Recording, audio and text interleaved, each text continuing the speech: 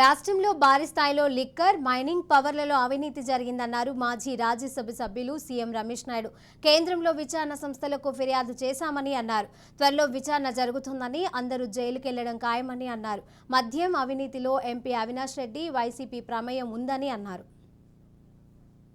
Subject తీసుకుంటే ఎక్కడ కూడా రాష్ట్రంలో మేలు జరగలేదు, ప్రగతి లేదు, అభివృద్ధి లేదు, ఇండస్ట్రీస్ లేవు. మొట్టమొదటగా మన జిల్లా వరకు వస్తే మీకు తెలుసు, అక్కడి నుంచి ఒక ఆయన ఫారెన్ నుంచి ఒక ఆయన వచ్చాడు, ఒక రెడ్డి గారు. ఆయన గవర్నమెంట్లో ఒక అడ్వైజరు, ఎన్ఆర్ఐ. ఆయన మన ఆంధ్రప్రదేశ్ మొత్తం లిక్కర్ ఆయన చేతిలో ఉంది.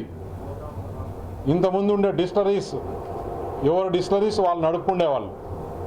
కొత్తగా వచ్చి అందరినీ బెదిరించి భయపెట్టి వాళ్ళ లిక్కర్ బిజినెస్ క్లోజ్ చేస్తామని చెప్పి దౌర్జన్యంగా ఇక్కడ నంద్యాలలో ఎస్పీవి రెడ్డిది కానీ, చిత్తూరులో ఆదికేశ్వర నాయుడు శ్రీనివాస డిస్టరీస్ కానీ, ప్రతి డిస్టరీసు వీళ్ళ సొంతం చేసుకొని ముఖ్యమంత్రి ఈ జిల్లాలో ఇక్కడ ఉండే నాయకులకు కూడా లిక్కర్ బిజినెస్లో సంబంధాలు ఉన్నాయి.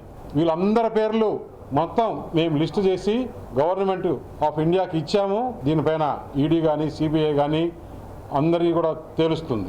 వీళ్ళే సొంత బ్రాండ్లు.